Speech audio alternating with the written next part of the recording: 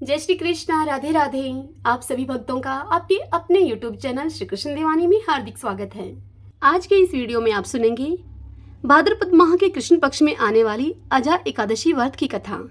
तो देखिए भक्तजनों, रक्षाबंधन के बाद से ही भाद्रपद मास का प्रारंभ हो चुका है। इस समय भाद्रपद माह के कृष्ण पक्ष चल रहा है। भाद्रपद माह के कृष्ण पक्ष में पहली एकादशी अजा एकादशी के नाम से जानते हैं। जो भी व्यक्ति अजा एकादशी का व्रत रखते हैं उन्हें धन की कभी भी कमी नहीं रहती है। उनके आर्थिक संकट दूर होते हैं। साथ ही श्री हरि की कृपा से उनके संतान पर कोई भी संकट नहीं आता है। इस व्रत को करने से आपको अपना खोया हुआ धन, संपत्ति, गुण इन सब की प्राप्ति हो सकती है। इस व्रत को सत्यवादी राजा हरिश्चंद्र ने भी किया था। व्रत पूरा होने पर भगवान से पूर्ण फल पाने का आशीर्वाद मिलता है। धार्मिक मान्यताओं के अनुसार अजा एकादशी का व्रत रखकर भगवान श्री विष्णु की पूजा करने से व्यक्ति के पाप मिट जाते हैं और उनके जीवन के अंत समय में उन्हें स्वर्ग की प्राप्ति होती है। जो व्यक्ति केवल अजा एकादशी व्रत की कथा सुनता है उसे अश्वमेध यज्ञ के समान पुण्य फल की प्राप्ति होती है। तो आइए अब हम अजा एकादशी की व्रत कथा का श्रवण करें। सभी बोलिए विष्णु भगवान की जय। ओम नमो भगवते वासुदेवाय। श्री राधा कृष्णाभ्याम नमो नमः। युधिष्ठिर ने पूछा भगवान श्री कृष्ण से कि हे जनार्दन, अब मैं आपसे यह सुनना चाहता हूँ कि भाद्रपद माह के कृष्ण पक्ष में कौन सी एकादशी होती है, कृपा पूर्वक बतलाइए। तब भगवान श्री कृष्ण ने युधिष्ठिर से कहा कि हे राजन, एक चित होकर तुम सुनो। भाद्रपद माह के कृष्ण पक्ष की एकादशी का नाम अजा है। वह एकादशी सभी पापों का नाश करने वाली बतलाई गई है। जो भगवान हर्षिकेश का पूजन करके इसका व्रत करता है उसके समस्त पाप नष्ट हो जाते हैं। हे युधिष्ठिर, पूर्व काल में हरिश्चंद्र नामक एक विख्यात चक्रवर्ती राजा हो गए हैं जो समस्त भूमंडल के स्वामी और सत्य प्रतीक थे। एक समय किसी कर्म का फल भोग प्राप्त होने पर उन्हें राज्य से भ्रष्ट होना पड़ा। तब राजा ने अपनी पत्नी और पुत्र को बेच दिया, फिर अपने को भी बेच दिया। पुण्य आत्मा होते हुए भी उन्हें चांडाल की दास्ता करनी पड़ी। वे मुर्दों का कफन लिया करते थे। इतनी खराब दशा होने पर भी वह नरश्रेष्ठ हरिश्चंद्र सत्य से विचलित नहीं हुए। इस प्रकार चांडाल की दास्ता करते हुए उनके अनेक वर्ष व्यतीत हो गए। इससे राजा को अब बड़ी चिंता हुई। वे अत्यंत दुखी होकर सोचने लगे कि अब मैं क्या करूं, कहाँ जाऊं, कैसे मेरा उद्धार होगा। इस प्रकार अपने मन में चिंता करते करते वे शोक समुद्र में डूब गए। राजा को आतुर जानकर कोई मुनि तब उनके पास आए और वे मुनि महर्षि गौतम थे। श्रेष्ठ मुनि को अपने निकट आया हुआ जानकर नृपश्रेष्ठ हरिश्चंद्र ने उनके चरणों में प्रणाम किया और फिर दोनों हाथ जोड़कर गौतम मुनि के सामने खड़े होकर अपना सारा दुखमय समाचार उनको कह सुनाया। राजा की समस्त बात को सुनकर गौतम मुनि ने उनसे कहा कि हे राजन, भादो के कृष्ण पक्ष में अत्यंत ही कल्याणमयी अजा नाम की एकादशी आ रही है जो कि पुण्य को प्रदान करने वाली है। आप इस एकादशी का व्रत करो, इससे पाप का अंत होगा। तुम्हारे भाग्य से आज के 7वें दिन एकादशी है। उस दिन उपवास करके रात में तुम जागरण करना। नृपश्रेष्ठ हरिश्चंद्र से ऐसा कहकर महर्षि गौतम अंतर्ध्यान हो गए। उनकी इस बात को सुनकर राजा हरिश्चंद्र ने उस उत्तम व्रत का अनुष्ठान किया। उस व्रत के प्रभाव से राजा सारे दुखों से पार हो गए। उन्हें पत्नी का सन्निधान और पुत्र का जीवन मिल गया। आकाश में दुदुम्बियां बजने लगी। देवलोक से फूलों की वर्षा होने लगी। एकादशी के प्रभाव से राजा ने अकंटक राज्य को प्राप्त किया और अंत में वे पुरजन तथा परिजनों के साथ स्वर्गलोक को प्राप्त हो गए। हे राजा युधिष्ठिर, जो मनुष्य ऐसा करते हैं वे सभी पापों से मुक्त होकर स्वर्गलोक में जाते हैं। इस कथा को पढ़ने और सुनने से अश्वमेध यज्ञ का फल मिलता है। श्रीमन नारायण नारायण हरि हरि, भजमन नारायण नारायण हरि हरि। सूत जी मुनियों से बोले कि हे विप्रवरों, अब आप एकादशी व्रत का महात्म्य सुनिए। एकादशी का व्रत मोक्ष प्रदाता है। एकादशी चाहे शुक्ल पक्ष की हो या फिर कृष्ण पक्ष की, उस दिन अन्न नहीं खाना चाहिए। जो एकादशी को अन्न खाता है वह अपना जीवन नष्ट करता है। एकादशी व्रत के इच्छुक को चाहिए कि 10वीं और द्वादशी को भी एक ही समय भोजन करें। एकादशी व्रत का महात्म्य जानने की इच्छा एक बार राजा पृथु ने नारद जी से प्रकट की। तब नारद जी ने राजा पृथु को जो कुछ बताया वही मैं तुम्हें बताता हूँ। नारद जी राजा पृथु से बोले कि हे राजन, गंगा के समान कोई तीर्थ नहीं, माता के समान कोई गुरु नहीं, विष्णु के समान कोई देव नहीं, और अन्न न खाने के समान कोई तपस्या नहीं, शांति के समान संसार में कोई सुख नहीं, सत्य के समान कोई ज्योति नहीं, और कार्तिक के समान मास नहीं है। ज्ञान से बड़ा कोई लाभ नहीं, और एकादशी के समान दूसरा अन्य कोई व्रत नहीं। व्रत करने वाले को चाहिए कि प्रातः काल उठकर भगवान का पूजन करें, पुराणों की कथा सुने और रात्रि में जागरण करें। अब आप इस संबंध में एक प्राचीन कथा है, वह कहता हूँ, उसे सुनिए। हे राजन, नर्मदा नदी के तट पर गालो मुनि का एक बड़ा ही शोभायुक्त और मनोरम आश्रम था। उनका पुत्र भद्रशील भगवान विष्णु का परम भक्त था। भद्रशील अपने मित्रों के साथ भगवान की मूर्ति बनाकर उनकी पूजा किया करता था।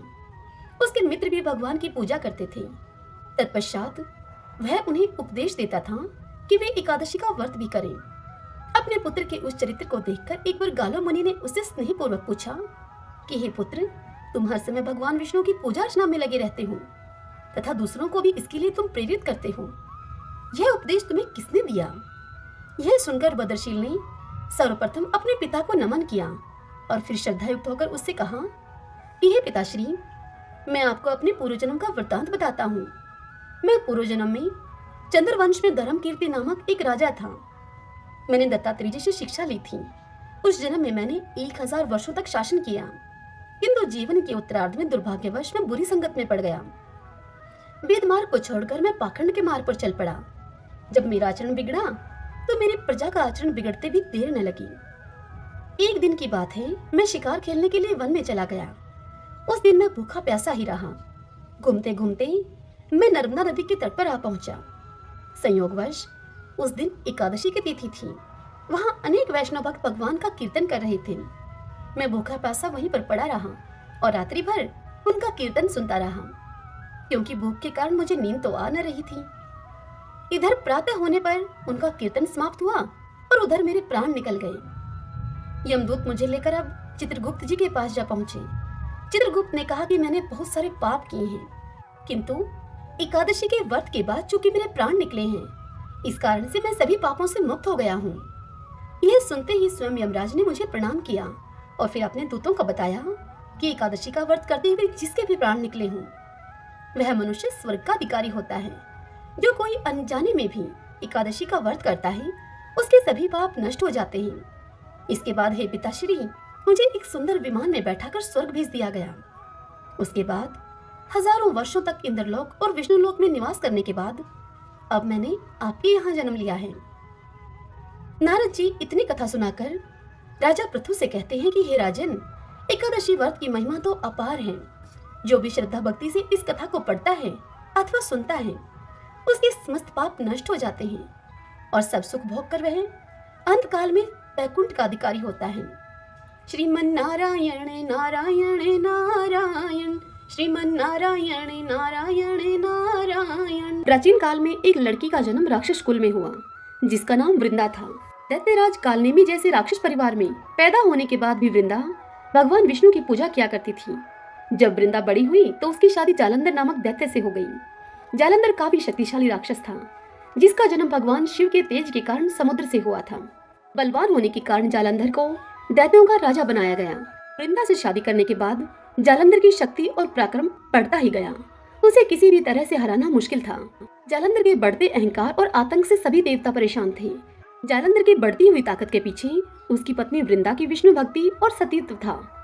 होते होते जालंधर अपनी शक्ति और अहंकार में चूर होकर स्वर्ग की देवियों पर काबू पाने की कोशिश करने लगा। अब इसी दौरान एक बार उसने माता लक्ष्मी को पाने का प्रयास किया, परंतु समुद्र से जन्म लेने के कारण माता लक्ष्मी ने उसे अपना भाई बना लिया।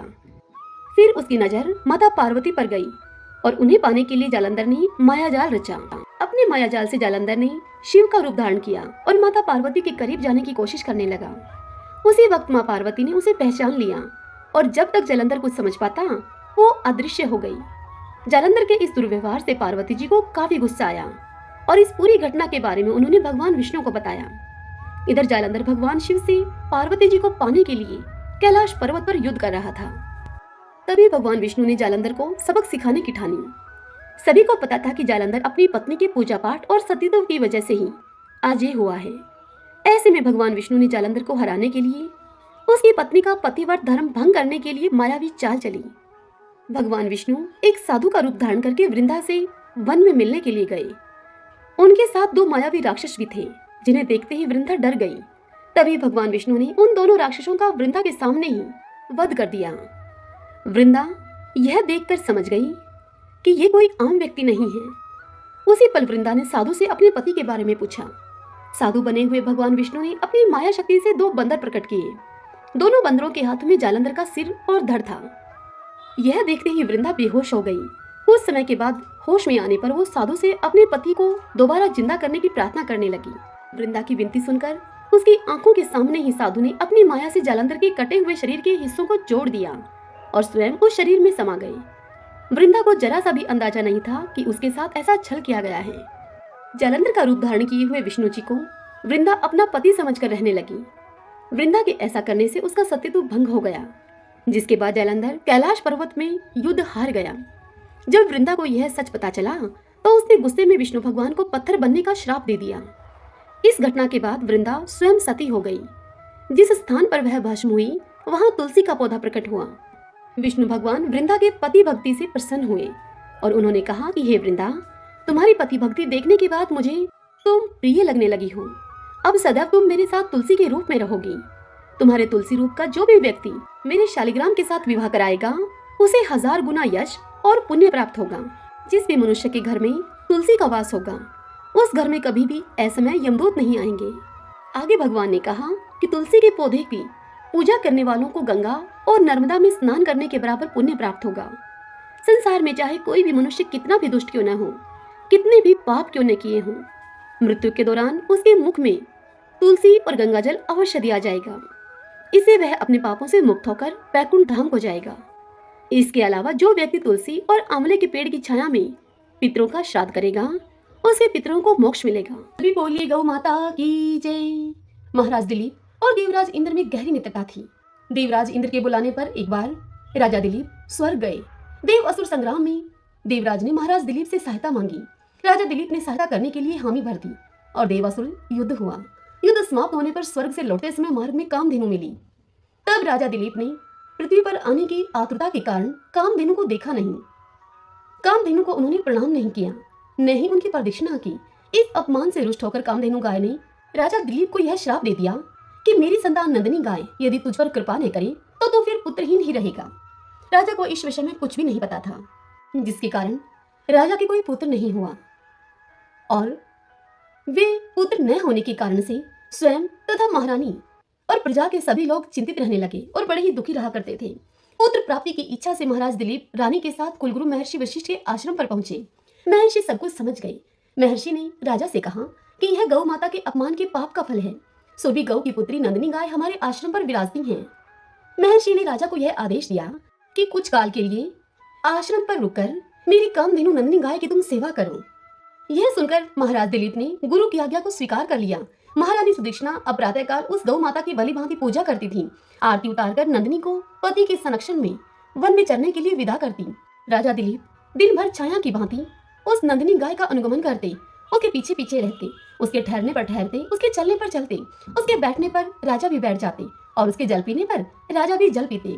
संध्या काल का समय होता, जब सम्राट के आगे आगे सद पर सुता बाल वत्सा नंदिनी आश्रम को लौटती तो महारानी देवी सुदक्षिणा हाथ में अक्षत का पात्र लेकर उसकी प्रदक्षिणा करके उसको प्रणाम करती और अक्षत आदि से पुत्र प्राप्ति रूप अभीष्ट सिद्धि देने वाली उस नंदिनी का विधिवत पूजन करती।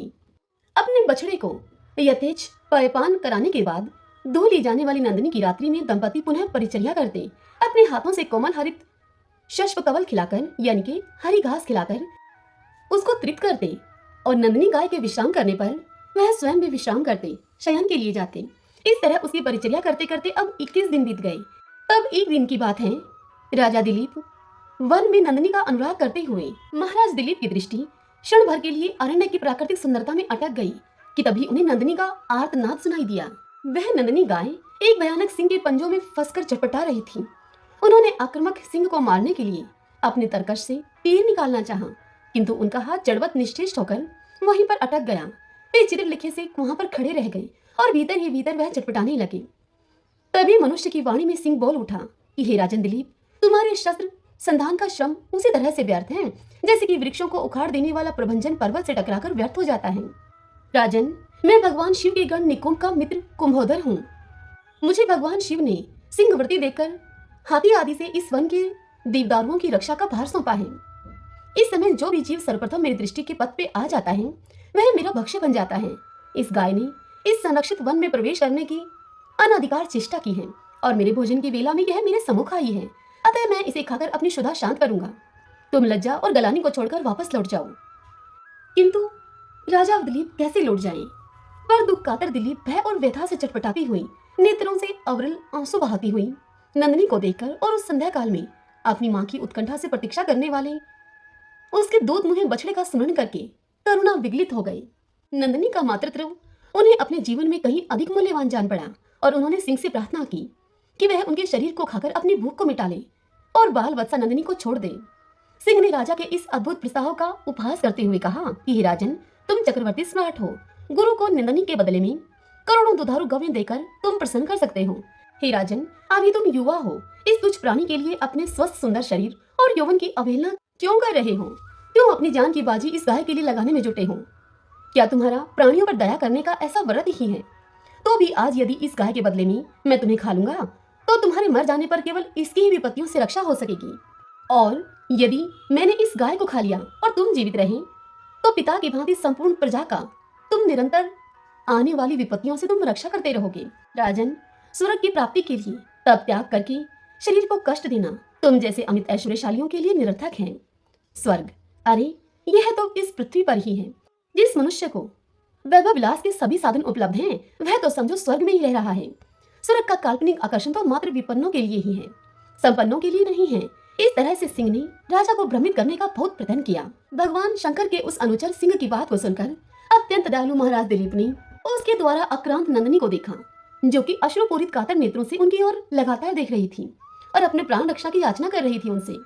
राजा ने क्षत्रियता के महत्व को प्रतिपादित करते हुए उत्तर दिया कि नहीं सिंह, नहीं, मैं गौ माता को तुम्हारा भक्ष्य बनाकर नहीं लौट सकता हूँ। मैं अपने क्षत्रियता को क्यों कलंकित करूं? क्षत्रिय संसार में इसीलिए प्रसिद्ध हैं कि वे विपत्ति से औरों की रक्षा करते हैं। राज्य का भोग भी उनका लक्ष्य नहीं है। उनका लक्ष्य तो यह है कि वह लोक रक्षा से कीर्ति अर्जित करें। निंदा से मलिन प्राणों और राज्य को तो वे तुच्छ वस्तुओं की भांति त्याग देते हैं। इसलिए हे सिंह, तुम मेरे इस शरीर की चिंता मत करो, इस पर दयालुता न दिखाओ। मेरे भौतिक शरीर को खाकर तुम उसकी रक्षा करो, क्योंकि यह शरीर तो नश्वर है, मरना धर्मा है। इसलिए इस पर हम जैसे विचारशील पुरुषों की ममता नहीं होती। हम तो मात्र इस शरीर के पोषक हैं।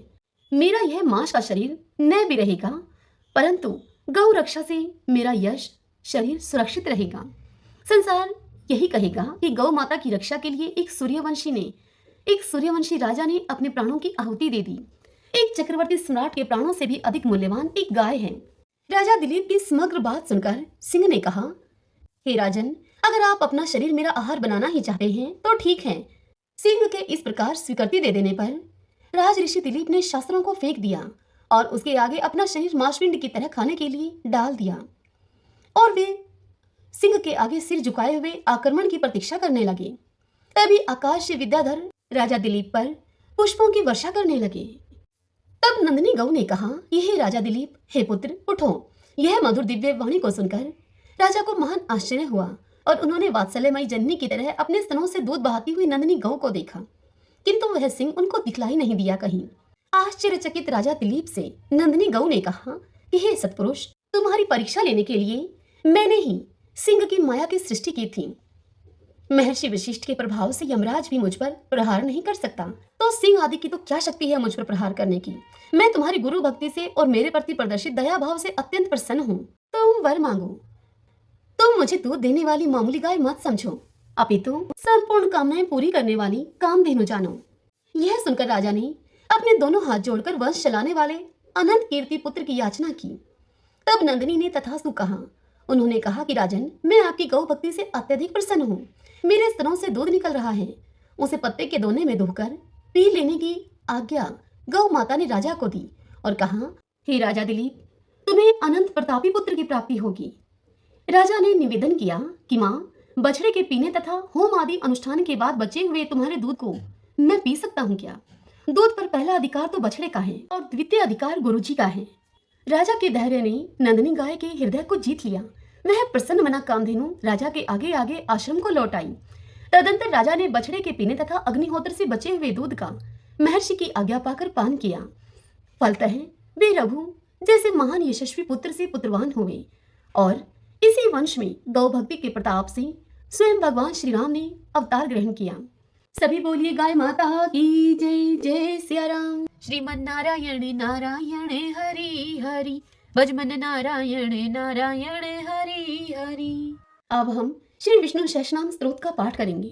यस्य स्मरण मात्रेण जन्म संसार बंधनात् विमुच्यते, नमस्तस्मै विष्णवे प्रभ विष्णवे। नमः समस्त भूतानामादि भूताय भूप्रते, अनेक रूपे रूपाय विष्णवे प्रभ विष्णवे। ओम विश्वं विष्णुः वषट्कारो भूत भव्य भवत् प्रभुः, भूतकृत भूतभृत भावो भूतात्मा भूत भावने, भूतात्मा परमात्मा च मुक्तानां परमागतिः। अव्यय पुरुष साक्षी क्षेत्रज्ञो अक्षर एव च, योगो योग विद्यां नेता प्रधान पुरुषेश्वर है, नारसिंह वपु है, श्रीमान केशव पुरुषोत्तम है। सर्वः सर्व शिव स्थाणु भूतादि निर्भय है, संभव भावनो भ्रता प्रभु प्रभु ईश्वर है। स्वयंभू है शंभुरादित्य पुष्कराक्षो महासुन है, अनादि नित्नो दाता विद्याता धातुरुत्तम है। अपरमेयो हर्षिकेश पदम नाभो अमर प्रभु है, विश्वकर्मा मनुस्त्वष्टा सत्विष्टो सत्विरो ध्रुव है। आग्रह है शाश्वत कृष्ण लोहिताक्ष प्रदर्दन है, प्रभु त्रिकुब्धाम पवित्रम मंगलम परम। ईशान्य प्राणदय प्राण ज्येष्ठ शेष प्रजापति है, हिरण्यगर्भ भूगर्भ माधवो मधुसूदन है। ईश्वरो विक्रमी धनवी मेधावी विक्रम कर्म है, अनुत्तमो दुरादर्श कर्तक कर्तिरात्मवान है। सुरेश शरणम शरम विश्वरीता प्रजा भवः, अह संवत्सरो व्याल है प्रत्यय सर्वदर्शन है। अजय है सर्वेश्वर सिद्ध सिद्धि सर्वादिराच्युत है, वर्षा कपिर में आत्मा सर्वयोग विनीय सरते है। वसु है वसुमना है सत्य समात्मा असम्मति समय है, अमोघ पुंडरी काक्षो वर्षकर्मा वर्षा करती है। रुद्रो है बहुशिरा है बब्रू है विश्व योनि शुचिश्रवा है, अमृत शाश्वत स्थाणु वरारो महतपा है। सर्वज्ञ सर्वविद्वानो विश्वक्षिणो जनार्दन है, वेदो है वेद विद्यांगो वेदांगो वेद विद कवि है। लोकाध्यक्ष सुराध्यक्ष धर्माध्यक्ष कृता करता है, चतुरात्मा चतुर्व्यूह चतुर्दृष्ट चतुर्भुज है। राजी शृणु भोजन भोक्ता शेषणु जगदा विजय है, अनगो विजयोजिता विश्व योनि पुनर्वसु है। उपेंद्रो वामन प्रांशु अमोघे सुचि ऊर्जित है, अतीन्द्रिय संग्रह सर्गो धर्तात्मा नियमोयम है। वेदो वैद सदा योगी वीर माधवो मधु है, अतीन्द्रियो महामायो महोत्साहो महाबल है।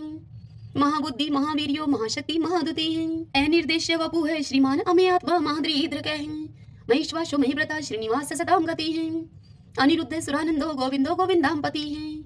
मरीचि है दमन हंसो शोपर्णो भुजगोतम है, हिरणाभ सूतपा पदम नाभ प्रजापति है। अमृत्यु है सर्वद्रक है सिंह संदाता संधिमान स्त्र है, अजो है दुर्मुष्ण शास्ता विश्वतात्मा सुरारिया है। गुरु है गुरुतमो धामो सत्य सत्य पराक्रम है, निमिष है अनिमिष है सत्रगवि वाचस्पति रुधारदी है। अग्रणी है ग्रामणी है श्रीमान न्याय नेता समीरण है, शस्त्र मूर्धा विश्वात्मा शस्त्राक्ष शस्त्रपात। आवर्तनो निर्वतात्मा संवर्तय संपरमर्दन है, अह संवर्तको वहनीय अनिलो धरणीधर है। सुप्रसाद प्रश्नात्मा विश्वदरक विश्व बुक विभु है, सत्कृता सत्कृत साधु जहनो नारायणो नर है। असंख्यो अपरमे आत्मा विशिष्ट शिष्कर सूचि है, सिद्धार्थ सिद्धि संकल्प है सिद्धि सिद्धि साधन है। वर्षाई वर्षपो विष्णु वर्ष पर वर्षोदर है, वर्धनो वर्धमान है विविक्त श्रुति सागर है। सुभुजो दुर्धरो वाग्मी महेंद्रो वसुधो वसु है, नेक रूप व्रत रूप है सिप विष्टि प्रकाश ने है। औजस्ते जो दूती दर प्रकाशात्मा प्रताप ने है, रिद्ध स्पष्ट अक्षरो मंत्र चंद्राशु भास्कर धुति है। अमृतम शुद्ध भानु शशबिंदु सुरेश्वर है, औषधम जगत सेतु सत्य धर्म पराक्रम है। भूत भव्य भवनाथ है पवने पावनो अनले है, काम काम कृत कांत है काम है काम प्रदय प्रभु है। युगाधिकृत युगावर्तो नेकमायो महाशने है, अदृश्य अव्यक्त रूप शस्त्रजित अनंत जित है। इष्टो अवशिष्ट शिष्टेष्ट शिखंडी नवशो वर्ष है, क्रोध क्रोध कृत करता विश्वबाहु महीधर है। अच्युत प्रतित प्राण है प्राण दो वासवानुज है, अपाम निर्दिष्टा नंबर मत प्रतिष्ठित है। स्कंद स्कंदरो दुर्यो वर्दो वायु वाहन है, वासुदेव व्रत भानु आदि देव पुरंदर है। अशोक सारण सार शूर शौरी शनेश्वर है, अनुकूल शतावर्त है पद्मी पदम निवेक्षण है। पद्मनाभो अरविंदाक्ष पदम गर्भ शरीर भृत है, महदीरिदो वरदात्मा मोक्षो गरुड़ो दुजय है। अतुल शर्वो भीमः सम्यगो हरि है, सर्वलक्षण लक्षणयो लक्ष्मीवान समिंत जय है। वीक्षरो रोहितो मार्गो हेतु दामोदर सह, महीधरे महाभागो वेगवान मिताशने है।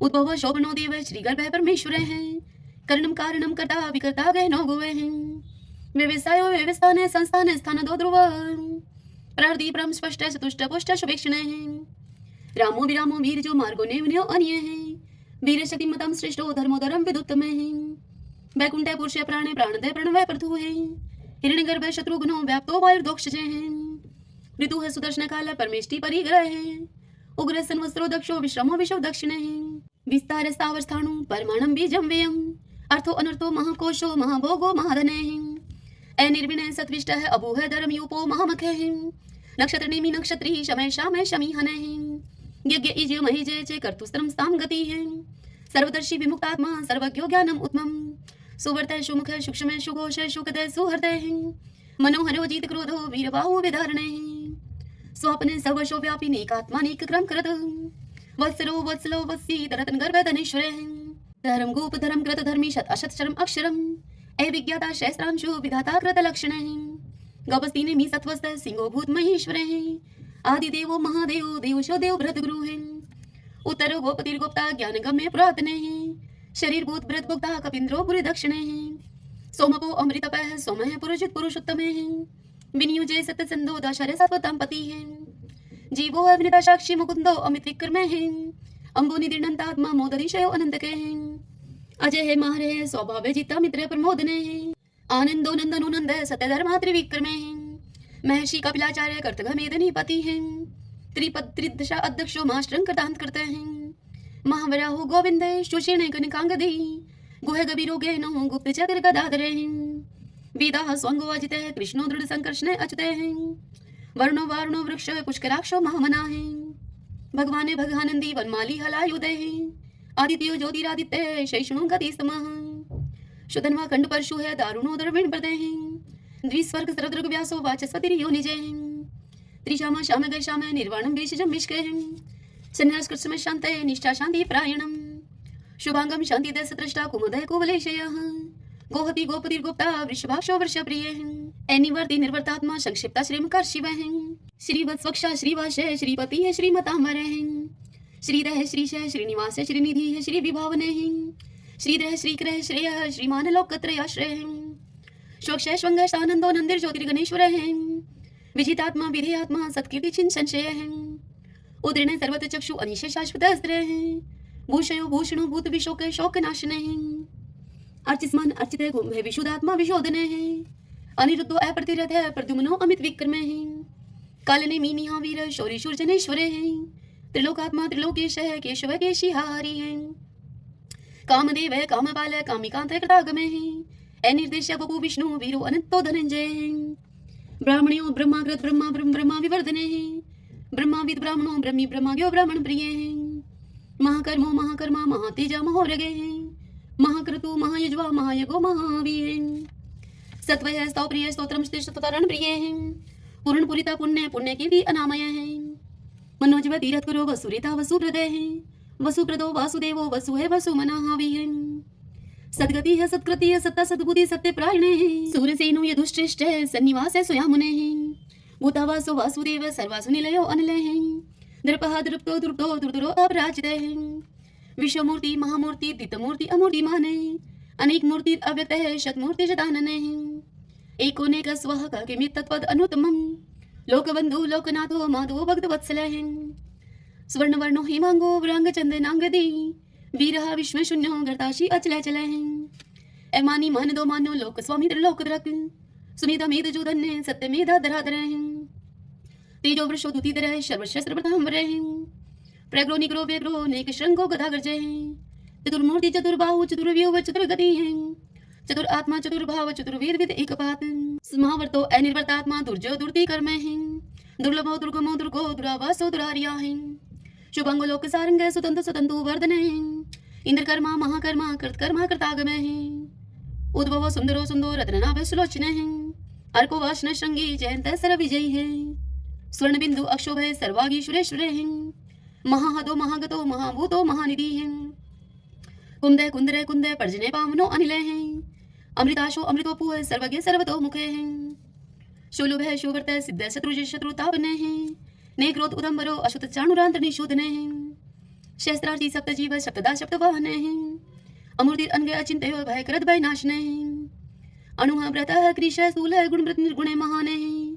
ऐद्रते सवद्रते श्वासे प्रागवंशो वंशवर्धने भार व्रत कथित योगी योगी सर्व कामदे आश्रम शर्मण श्याम शुपर्णो वायु वाहन धनुर्धरो धनुर्वेदो दंडो दमिता दमः अपराजित सर्वशहो नियता नियमो अयमः सदोवान सात्विक सत सत धर्म प्रायण अभिप्राय प्रियारो अर्ह प्रियकृत प्रतिवर्धन विहाय सकती ज्योति है सुरुचि उद्भुग विभु है रवि विरोचन सूर्य है सविता रवि लोचन है अनंत हूत भूत भोक्ता सुख दोनेक जो अग्रज है निर्णय सदामर्षि लोकधिष्ठानम अद्भुत है सनातन सनातन तम है कपिल है कबीर पे है स्वस्ति स्वस्ति कृत स्वस्ति स्वस्ति भुक स्वस्ति दक्षिण है रुद्र कुंडली चक्री विक्रम उच्च शासन है शब्दातिक शब्द शिशिर शर्वरी करे हैं क्रूर पेशलो दक्षो दक्षिण शमीनांबर है विदुत्मा विद्भय पुण्य श्रवण कीर्तन है उतारणो दुष्कृति पुनोदश पन्नाशने है वीर रक्षण संतो जीवन प्रिय वस्थित है अनंत रूप अनंत श्री जीत बन्यो व्यापय चतुरस्रो गभीरात्मा विदिशो व्याधिशो दिशे अनादि पूर्व है लक्ष्मी सुवीरो रुचिरांग है जननो जन जन्मादि भीमो भीम पराक्रमे है आधार नीलो ऐधाता पुष्पहाश प्रजागरे उद्रवग सत्पथाचार्य प्राणदय प्रणवय पणे परमाणम प्राण निल्य है प्राणव्रत प्राण जीवन है ततुम तत्विदेकात्मा जन्म मृत्यु जराति गए पूर्व स्वस्तरुसार सविता पर पितामह है यज्ञो यज्ञपति रजवा यज्ञांगो यज्ञ वाहन है यज्ञ व्रत यज्ञ व्रत यज्ञ यज्ञ भोग यज्ञ साधन है यज्ञांकृत गुहाम अन्नम अन्नादे एव च आत्मयोनि समझातो बेखान साम गायन है देवकी नंदन सृष्टा शिक्षा पाप नाशन है शंखव्रत नंद की चक्री शारंग धनवा कदातर है रतांग पाणी अक्षोभ है सर्वपर हरणायुध है सर्वपर हरणायुध ओम नमः इति विष्णु भगवान की जय। आइए भगतजनों, आओ हम श्री महालक्ष्मी की स्तुति करते हैं।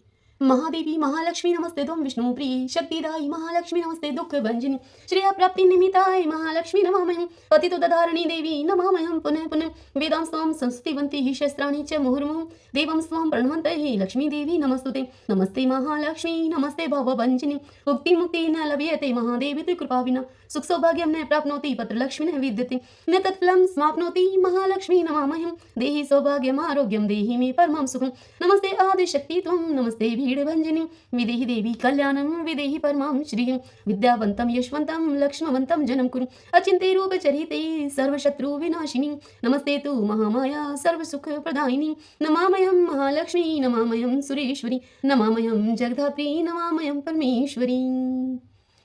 लक्ष्मी माता की जय। ओम भगवती लक्ष्मी नमो नमः। अब हम 11 माता की आरती करते हैं।